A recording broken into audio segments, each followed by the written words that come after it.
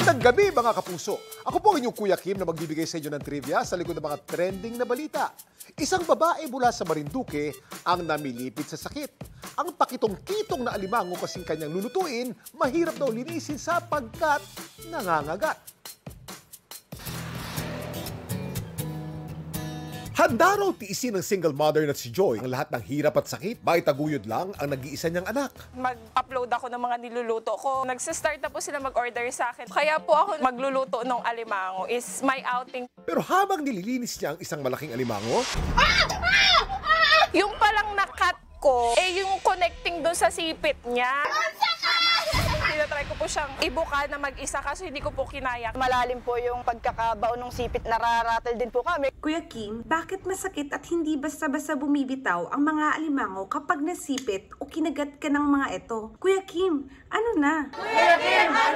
ang mga alimango ay may sipit. Ang sipit ay bahagi ng kanilang front legs at ang tawag dito ay kila. Ang mga sipit na ito ay may muscles at may pambihirang lakas lalo na sa malalaking alimango. Pag yung hayop, yung crab, feeling threatened, gagamitin niya yung mga defensive weapons niya. In this case, yung malaking sipit. Alam niyo ba na mga sipit ng alimango hindi lamang nila ginagamit pang-depensa sa sarili. Ginagamit din nila ito pang-communicate sa isa't isa sa pamamagitan ng pag-flap o pag-drum ng mga ito. Hindi lamang sa taluka palalaman ng kasarian ng alimango, makikita rin sa sipit. Ang mga lalaking alimango, mas malaki ang sipit. Kung sisilipin natin mabuti, putol ang kanyang sipit. Pero alam niyo ba na ang sipit ng alimango ay may kakayanan mag-self-regenerate.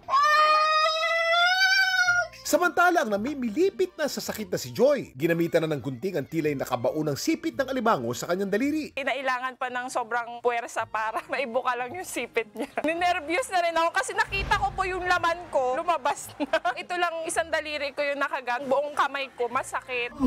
Si Rachel po ay isang nurse. Siya na po yung nag-first aid sa akin. Baka ma-infect. Pumunta po kami doon sa hospital. Nag-video po ako ng pagkain para makita namin kung paano ka maghigante. Masarap naman po. Mapalad pa rin daw si Joy at sugat lamang ang kanyang natamo dahil may isang klase ng alimango na sa sobrang lakas ng sipit, nakakadurog din daw ng buto.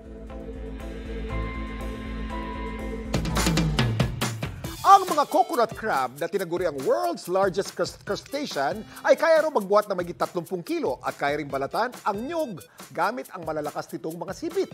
Nakakadurog din daw ito ng mga buto ng hayop at maging mga daliri natin. Ayon sa isang pag-aaral, ang lakas ng sipit ng isang 4 na kilong coconut crab maaaring umabot ng halos 3,300 newtons na mas malakas at mas masakit pa kumpara sa kagat ng ilang leopard, oso at wild dogs.